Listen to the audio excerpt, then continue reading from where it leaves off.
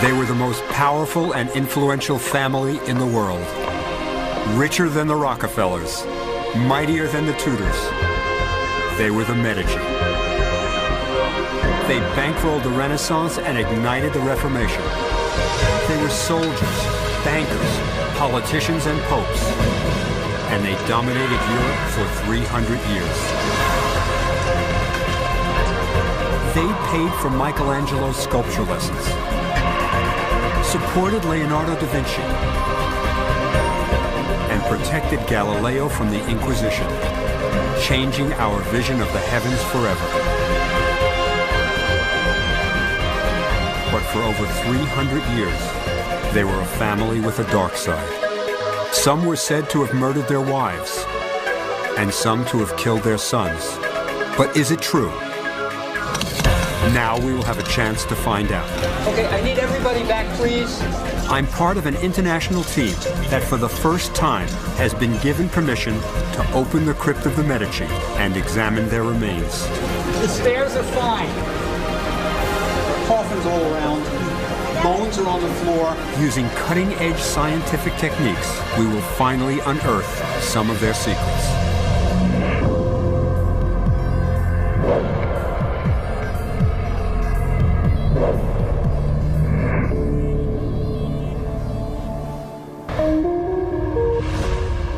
The Medici are buried here, in the family chapel in the Church of San Lorenzo in Florence.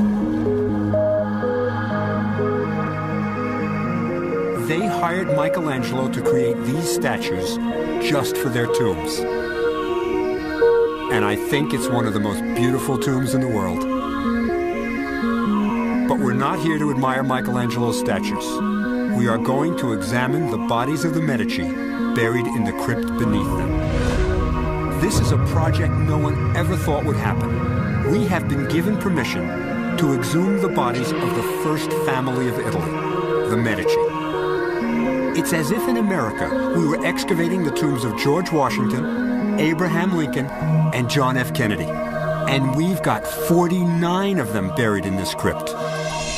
The only person in the world who could have pulled off this excavation is my friend Professor Gino Fornaciari.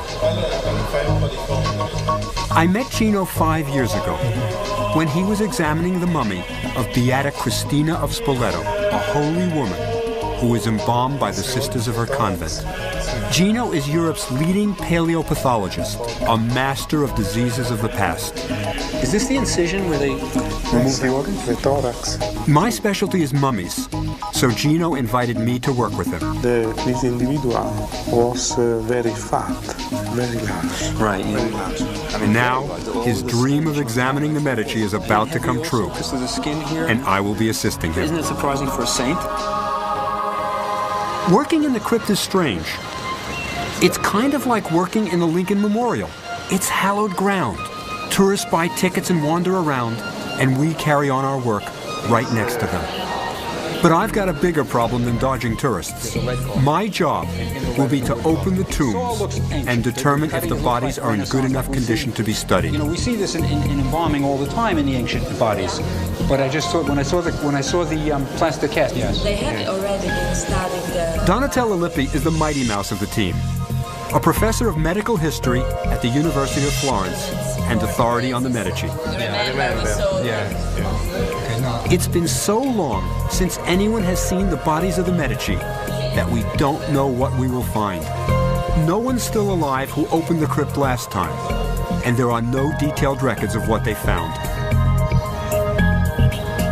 What worries me most is water. Normally, the Arno flows peacefully through Florence, but every few hundred years, it becomes a terror. And that's what happened in 1966. Florence was ravaged by a flood, and for 24 hours, the crypt was under 5 feet of water. This brown line isn't age, it's the high water mark in the crypt, and water isn't good for mummies. It can destroy soft tissue, and given enough time, it can even dissolve bones. And we don't know how much water seeped into the burials, or how long it stayed. We don't even know if there'll be anything left to work with. At the very least, we'll need bones. The only way to find out is to open the first tomb. We're starting with the big ones. 4 bodies that could solve a 400-year-old murder mystery. A husband, wife, and 2 of their teenage sons. The father, Cosimo de' Medici, through a series of shrewd moves in 1540, had made himself absolute ruler of Florence, and he was looking for a wife. He married the 16-year-old daughter of the Viceroy of Naples. Eleanora was young, charming, and very rich. It was a politically smart marriage, like uniting the Kennedys and the Rockefellers. And like the Kennedys, a brief period in Camelot would end in tragedy. The tragedy that concerns us involves 2 of their sons. Supposedly, they quarreled on a hunting trip, and Garzia, the younger brother, stabbed and killed Giovanni. When Cosimo learned his favorite son had been killed, he flew into a rage, took his sword, and killed Garzia. But is it true? Our first tomb will be one of the sons, Giovanni. First, we have to remove the marble plaque on the floor that shows the burial spot. Then remove the body. But I'm not sure exactly how it's going to work. The thing is, you can't bring in heavy equipment because you can't have vibrations, you can't have anything that's doing it all by hand. But it looks in pretty good shape. I'm kind of hoping that the water won't have gotten in. That's the big thing. The easiest part is removing the plaque. But there's bad news.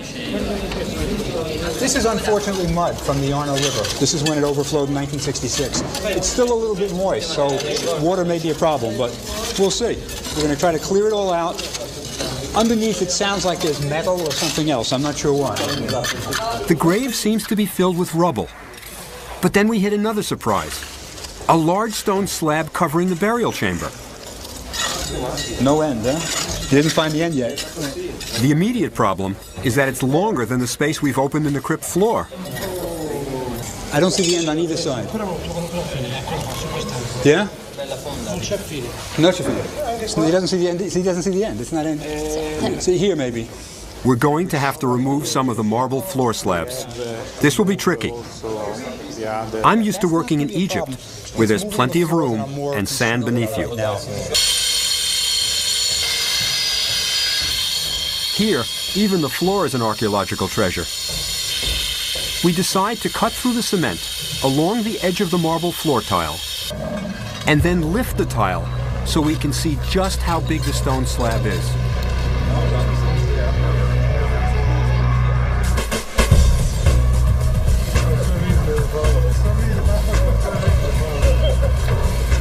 After much discussion, we agree that our workmen, Franco and Paolo, need to build a superstructure to raise the slab with pulleys. They have the equipment, pulleys, pipes, chains, and they quickly assemble the rig. In a second, we'll know if we're in business or not. We're about to open the first tomb in the crypt of the famous Medici family, the tomb of young Giovanni de' Medici. As we lift the slab covering Giovanni's tomb, there's bad news. Mud. Will there be anything left for the team to examine? That's not the only question. Where's the coffin? There's only a small box. Not what we expected. Well, in the 1940s, some of the tombs were opened, but the excavators left no records. We have no idea what they did with the bodies. The small box must be how they reburied the bones. It looks like an ossuary, a container for bones. You can see a line on the bottom of the box where it was sitting in the water. Maybe the box protected the bones. Well, now's the time to find out. The old label is still legible. The bones of Cardinal Giovanni, son of Cosimo I. Our first Medici, Giovanni, was a favorite son. The Pope made him cardinal at the age of 17. You don't find any teenage cardinals today. But he died at 19, and for 400 years, there were rumors that he was murdered by his brother. Will his bones tell us anything?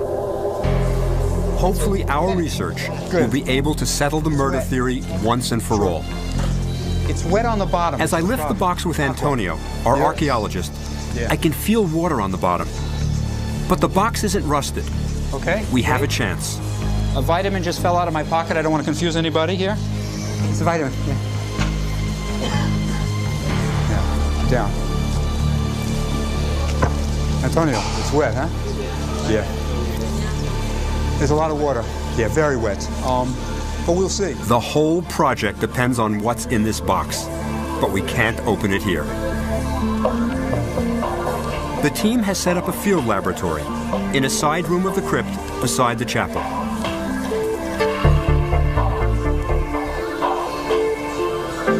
The chapel is a major tourist destination, and our lab is just a few yards from where visitors stare at the treasures of the Medici. When the Medici tombs are opened, we bring the remains here to be examined. We determine their condition and what conservation they will need, and see what we can learn from the bodies.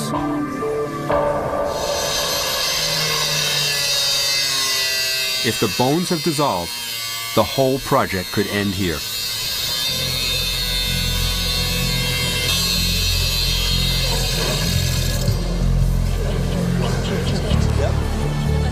There's bones. There's bones. Yeah, no.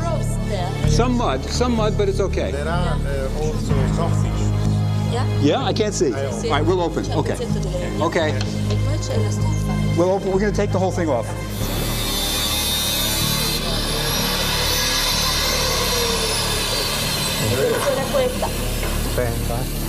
This is the first time anyone has been face to face with a Medici in a long time. The bones have a strange coating on them. Is it mud? Sei un po' mummificato. Textile. Si dice textile? Textile? Textile? Stoffa? Yeah. No, we're okay. It's disintegrated linen that once covered the bones. Gina will have something to work with, okay, right? And is very relieved. Good. It's a good skeleton. Yes, it's one they can work with, right? Okay. Finally, we may be able to determine if Giovanni was murdered. Bravo. Perfecto. Crucial to solving the mystery is Gino's team of physical anthropologists, bone experts from the University of Pisa. They are the Charlie's Angels of skeletons and are used to such missions. They can articulate skeletons very quickly. Okay, not that quickly. It took them 15 minutes. The label on the box says it's Giovanni, but are they really his bones?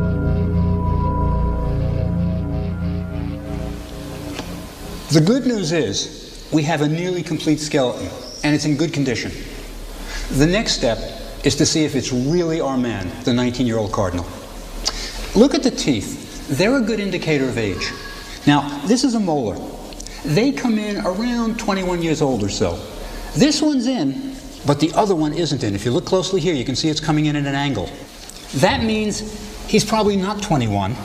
He's younger, just about 19, which is the right age for our cardinal. But let me show you something else. If you can come over here, Duilio, you can see this is the pelvis.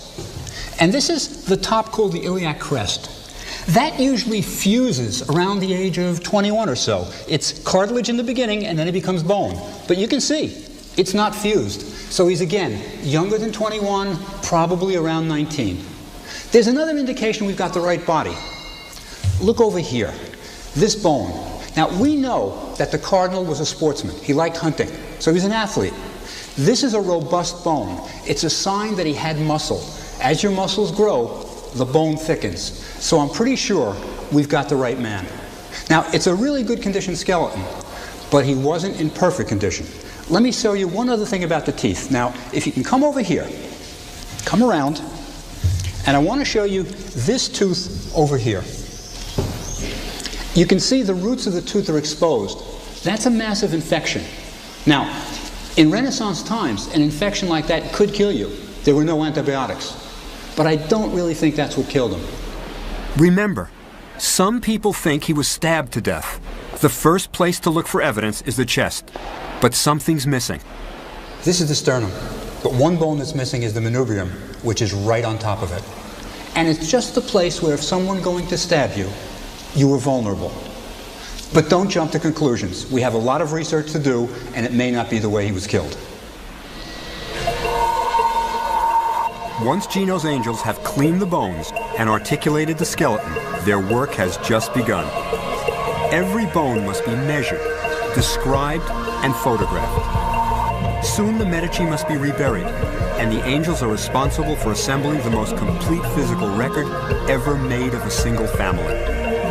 Their records may contain the clues that will tell us if murder was involved. From their measurements of the long bones, they will calculate the height of the Medici. They will determine dental health and bone density. From their records, the Medici will live again. But that's not all. Marcello, Gino's assistant, takes bone samples for Gino's lab in Pisa. DNA will be extracted, providing a genetic record of the most important family in history.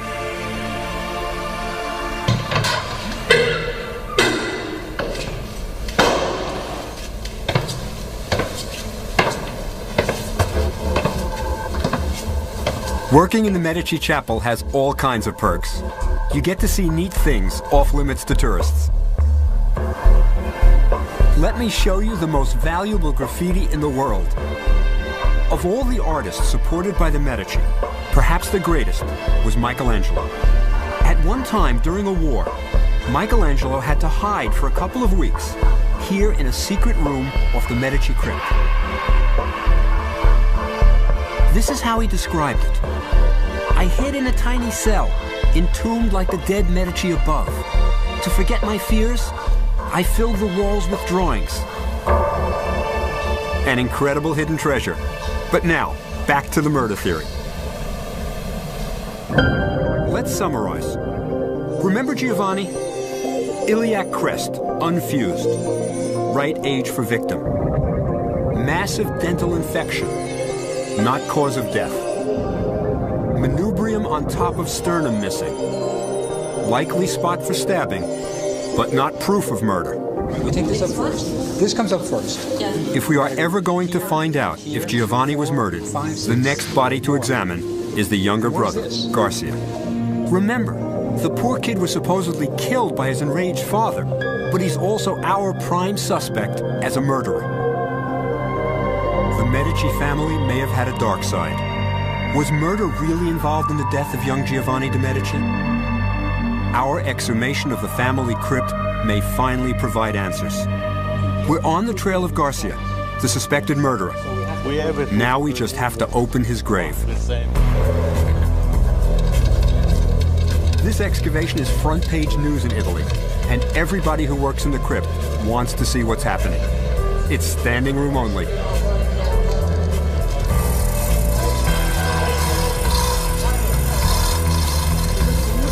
More shallow? There's more mud at the bottom, is the thing.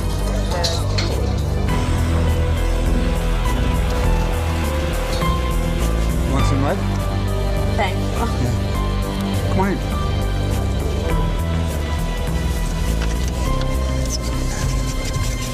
Here it is. Ossa. The bones of, right? Ossa bones. Cosimo, so it's going to be the son of. Fiel. Son of Cosimo. Garcia, you think? Mm-hmm. Let's see. Ossa, Garcia, de' Medici, Cosmi, primi figli. Fiel, yeah. The bones of Garcia, the son of Cosimo I. So at least we have the right guy. Yeah. Now, yeah, keep it level. Yeah? Right. Side again. That's good, keep going.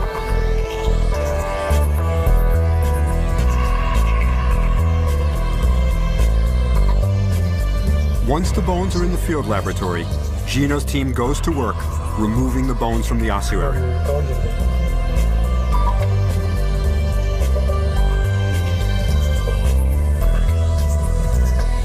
That's strange.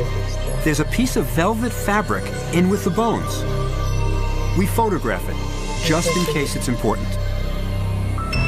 Again, it looks like the bones are in pretty good condition. They should be able to tell us more about the murders.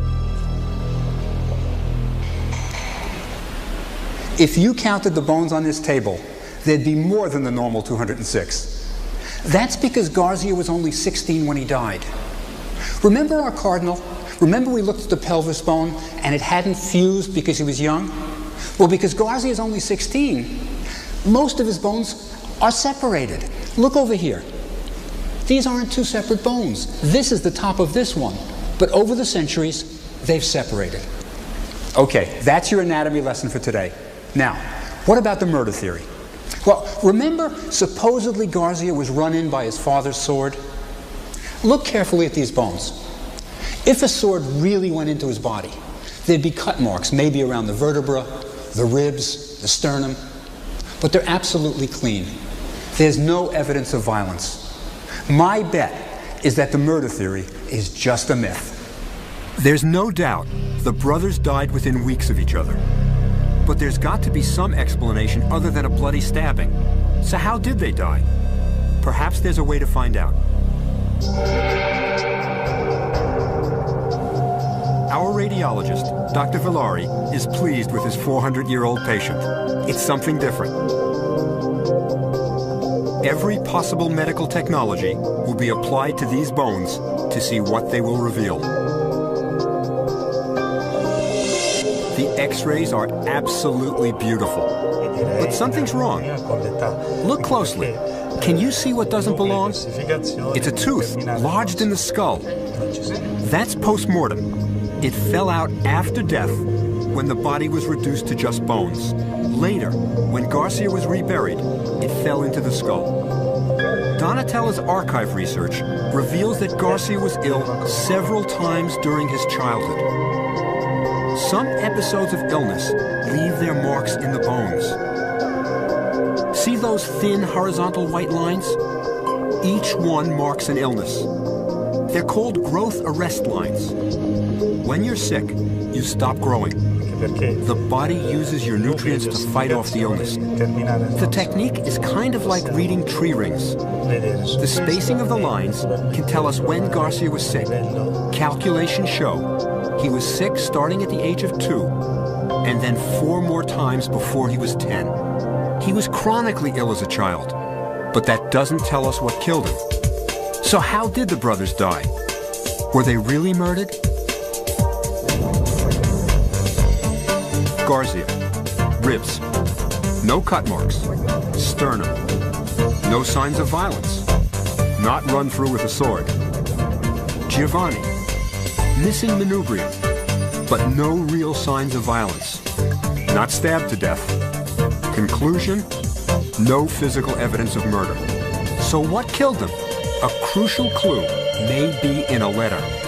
The family physician advised Cosimo not to take the boys to Maremma, where malaria was raging. Cosimo didn't listen. On November 20th, 1562, he wrote to another son. On the 15th, Giovanni suffered from a high fever, but became worse and died. Could it be that malaria, not murder, is the cause of death? That's exactly what the team expects to find through medical testing of their remains. But medical testing isn't our only interest. As our investigation proceeds, we're building a profile of the brothers. But let me show you something about their daily life. Remember our small fragment of textile we discovered in Garcia's coffin? It's quite distinctive, and you won't believe what we found in the Florence Costume Museum. This is the Medici room, and this is the case for Don Garcia. That garment, I'm no fashion expert, but I think it's going to match our cloth. Oh, take a look. Come close. There it is. Now, the garment looks pretty much complete. There it is. You see it right by the leg. There's a missing piece where it's been restored. And this goes right there. We got a match. This is the outfit Don Garcia was buried in. Remember the 1940s excavators who put the bones in the little boxes? They removed his clothes, but missed the velvet fragment.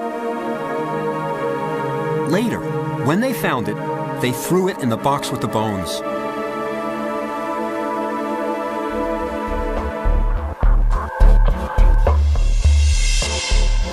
we have to contend with the remnants of the mysterious 1940s excavation. More than 50 years ago, some of the Medici tombs were opened by anthropologists with no archaeological training. They made quite a mess of things and never published their findings. The curator of the Anthropological Museum knows all about the mysterious excavation. She has all they left behind: plaster casts of the skulls of the Medici.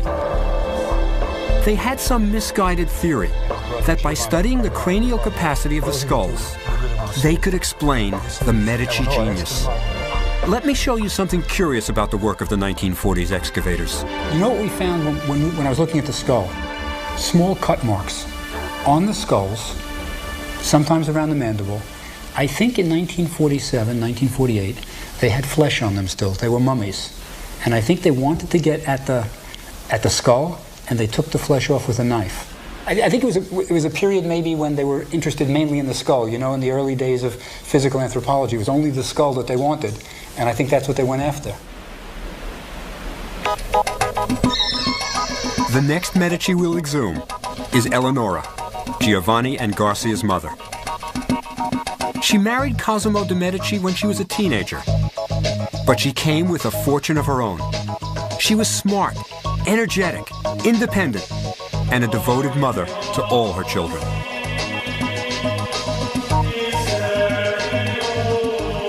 Just look at her private chapel in the Palazzo Vecchio. It's covered with paintings of children.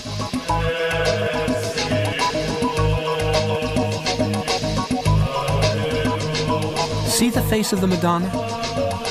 That's her daughter, Maria. And when the rooms in the palace became too small and cramped for her children to play in, she did what any millionaire mother would do. She moved to the suburbs and renovated a huge palace. There, her kids could play in the gardens in freedom. But in the end, she died at the age of 40, 6 days after her son Garcia, supposedly from a broken heart. Will her remains reveal the true cause of her death? This is the first time an international team has been given permission to open the crypt of the Medici.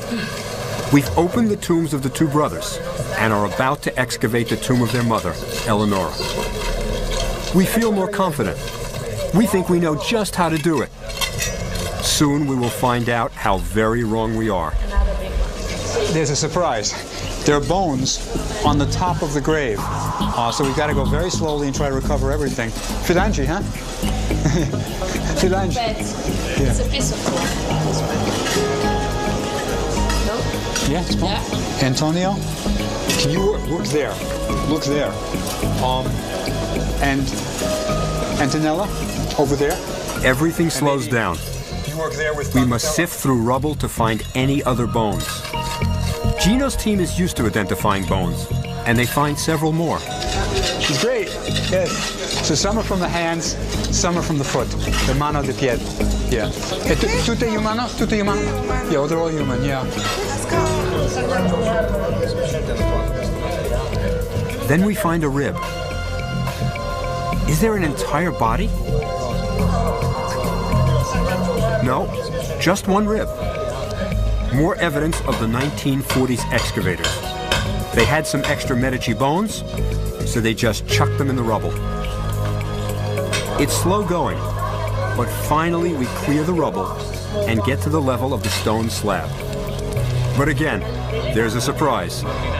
It's completely different. There's not one slab, there's three. When we try to lift the middle slab, we find that the three slabs are carved so the edges interlock. You can't just lift the middle one. It's an anti-theft device. It's causing us problems, but we all appreciate the design. Franco and Paolo start removing more floor tiles to get to the third slab. Why the special protection? What's underneath? By hand. Yes. Okay. The third slab finally comes up, and we find the familiar mud from the Arno River flood of 1966. Lots of mud, but we've seen that before. Oh. Ah, see? Si due. As we peer into the tomb, we can see another box. It's not just Eleonora in there. Due coffin. You see? Yeah. This is the ever-changing excavation. See the other one? Yeah. We're okay. They must have buried her husband, Cosimo, with her. By now, everyone knows the drill. The stretcher is brought, the box removed to the field laboratory, and then Eleonora's box is removed. Why is her box larger and heavier than her husband's?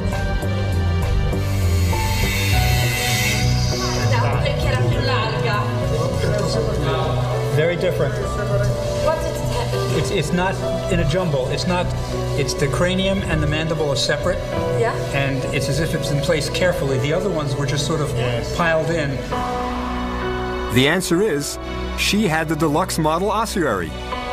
There's a special compartment for the cranium and a separate one for the other bones. Slowly. Yes. I like the idea that she had the zippiest box. It's okay. Eleonora was into style. Her dresses were made of the finest fabrics and in the latest fashion. When she commissioned the artist, Bronzino, to paint her portrait, he was paid well. But the seamstress who designed the dress was paid just as much as the artist. Eleonora loved wearable art. Eleonora's bones are in good condition, and I think they will tell us more about this amazing woman. Meet Eleonora. She was small, but tough. Let me show you how small. This is the femur. It's the longest bone in your body, and hers isn't much bigger than my hand. She was definitely under 5 feet tall. But now let me tell you about tough. Remember I said she had lots of children? Well, Eleonora gave birth at the age of 18, and 19, and 20, and 21. Then she had more children at 23, 24, 25, 26, 27, and she wasn't done. She had 2 more children at the age of 31 and 32. Now, if you're counting, that's 11 children in 14 years. Every time you give birth, it's traumatic for your pelvis. And let me show you Eleonora's pelvis. It's over here. Now, this part of the pelvis, if you can come in really close, this part of the pelvis is called a pubic symphysis. And this isn't the way nature made it. It's rough, it's irregular. Every time she had a child, it chipped away a little bit of the bone, and then she regrew it. Another child regrew some more bone, and that's why it's shaped like that. Now, over here, you're going to need a different angle to see this, but this is her sacrum. Now, originally, it's angular, but you can see it's been flattened out by all those children coming down the birth canal. It's deformed.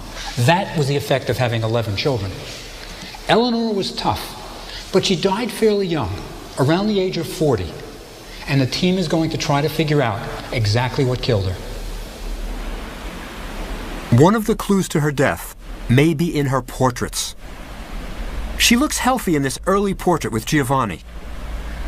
Now look at one painted during her last year. See how much thinner? Look at her complexion, how pale she is. We know from the historical records that she'd been coughing and spitting up blood. It could be tuberculosis. After the deaths of his beloved wife and sons, Cosimo withdrew from public life. One of the most famous sites in Florence may be due to Cosimo's loss. He had the great architect, Vasari, design a corridor running above the streets of Florence. Now Cosimo could walk in seclusion, unseen, above the streets he once walked with Eleonora. The corridor goes right over the Ponte Vecchio, where today tourists shop for gold. But it wasn't always like that. When the corridor was built, there were butcher shops below. But Cosimo didn't like the smell, so he had them replaced with goldsmith shops. I don't think Cosimo ever recovered from the deaths of his sons Giovanni and Garcia, and his wife Eleonora, all within a month. He must have felt incredibly guilty. He had been warned not to take the children to an area where malaria was raging, and now they were dead. Today, the passageway holds a fabulous art collection, but originally, It was designed to isolate Cosimo from the world. Cosimo lived for another decade, eventually dying from a series of strokes. So for poor Cosimo, we don't have to examine his remains for evidence of murder. But his skull gives us the biggest shock of all. The Medici were the most powerful family in the world, and our exhumation of the family crypt has just revealed another secret. I want to show you something unique about Cosimo's skull. Look inside. You can see the skull is in two parts. Let me try to take it out. There. Now, this is an early attempt at embalming. They were trying to mummify Cosimo. You can see it's pretty crude. They hacked away here, didn't work, tried another one here. Finally, they got the top of the skull out. They were removing the brain. They knew that to preserve the body, you had to get rid of the moist brain or bacteria would act on it. But these guys weren't as skilled as the ancient Egyptian embalmers, and all we're left with is a box of bones. It's been an amazing day. Two Medici, Eleonora and Cosimo, for the price of one, and everyone's happy, especially Gino's angels. Our anthropologists have 412 bones to work with, and the bones can tell us quite a bit about Cosimo. Shoulder blades, asymmetrical, right considerably larger. Cosimo was right-handed. Femur, protuberance on leg bone, result of regular horseback riding. Arm bones, robust. Cosimo was a weightlifter. Spine, 3 fused vertebra, suffered from DISH, diffused idiopathic skeletal hyperostosis, difficulty bending in old age. Well, dead men can tell tales, and Cosimo's skeleton tells us a lot. He was strong, athletic, full of energy, but in the end, racked with pain. But he was a man of intellect as well.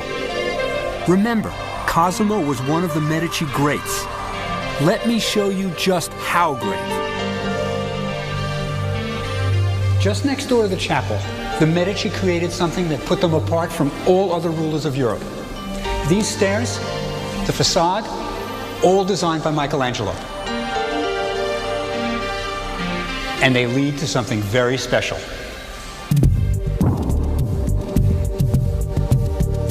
It's a library. Incredible, isn't it? And Cosimo opened it up to the public. All the details, the bookshelves, the benches, the height of the reading table, were designed by Michelangelo. Let me show you how it worked. Books were arranged according to categories. Here's the heading, Latin texts, and here are the books. It's a card catalog. You'd find your spot, you'd sit down, and take your book. See this chain? The books and manuscripts in this library were precious. This isn't a printed book, it's a manuscript. And at the bottom of the first page is the crest of the family that commissioned it, the Medici. Cosimo was a fanatic collector, and books were his passion, especially ancient books. He was searching for the wisdom of the past. In this library, ideas that changed the world were studied and launched. This may have been the single greatest contribution of the Medici, and Cosimo was in the middle of it all. Cosimo's children continued to support the arts and sciences. When Cosimo's grandson needed a tutor, the Medici hired the best, Galileo. The Galileo. Galileo is famous for his Leaning Tower of Pisa experiment. Historians are still debating whether he actually dropped the balls from the tower, but he did explain to the world that in a vacuum, heavy and light objects fall at the same rate. 400 years later, the experiment was performed on the moon. Well, in my left hand I have a feather, in my right hand a hammer. And I'll drop the two of them here and hopefully they'll hit the ground at the same time. How about that? That Mr. Galileo was correct. But Galileo lived in changing times, when science and religion seemed opposed, and if you were on the wrong side, science, you could be burned at the stake. This is the world Galileo blew away. The universal machine. It's a model that shows the Earth at the center of the universe. That's what people believed for thousands of years before Galileo. Galileo taught that the sun was at the center of the universe. And because this was against the teachings of the Church, he was summoned to Rome by the Inquisition. His life was spared, probably because of his Medici connection. But all good things must come to an end. And John Gastoni, the last Medici, marks the end of our powerful family. His last official act was to rebury Galileo in the Church of Santa Croce more than a century after his death. This is where Michelangelo lies. And now, thanks to John Gastoni, so does Galileo. But not all of Galileo is in his tomb. This is his finger. When John Gastoni reburied Galileo, they took a souvenir, his finger, and placed it in the Science Museum. John Gastoni died in 1737, and his grave is the last one we will exhume this season.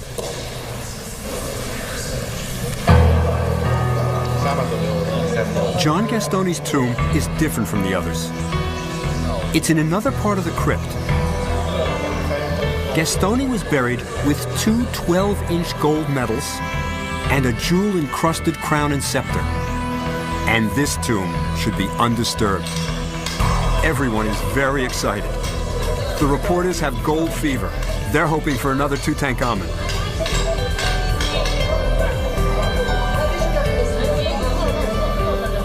We know we will have to deal with the effects of the 1966 flood. But still, it could be fabulous. It's dry. You know, it's dry. We've got a chance that it's in good condition. I think there's a chance it's in good condition. It's dry. It's not as wet as the other one. This looks like flood stuff, but I think we're okay. We think the excavation should be the same as the other tombs.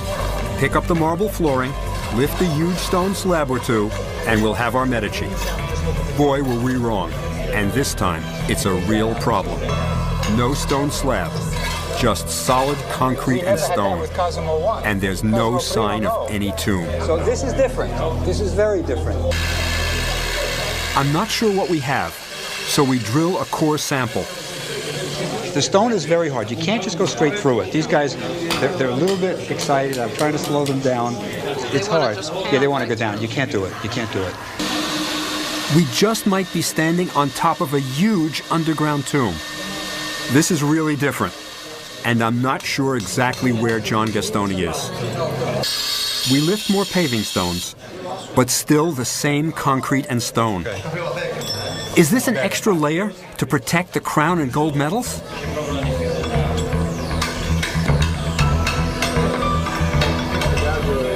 The early records don't help us. Lots of references to gold, but no details of the burial. There's one last chance. There's a curious circular paving stone. You know how in the last Indiana Jones film, an X on the floor marked the spot? Maybe a circle marks John Gastoni's spot. We can lift this. That's okay. We lift this, we look. But if the stones are the same as that, it's over. But we can see, and then we put it back, and that's it. So let's try one last thing. This is our make or break point. Excavating in the Medici crypt has been incredible, but so far, all the graves our international team exhumed have been disturbed. There's more mud at the But bottom. now we're after the big one, the intact tomb of the last Medici, John Gastoni. But so far, we've been unable to find him. This is our last chance to find Gastoni. But I think I've got him. There's something different. A layer of clean sand. It has a ring. It'll come up. But what's underneath it is... yeah. Wait. And under the sand is a stone plug. I need everybody back, please. Here we go.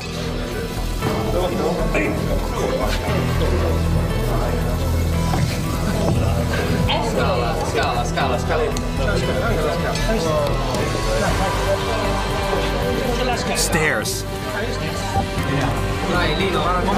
Take your camera out. Get it out. Get it out.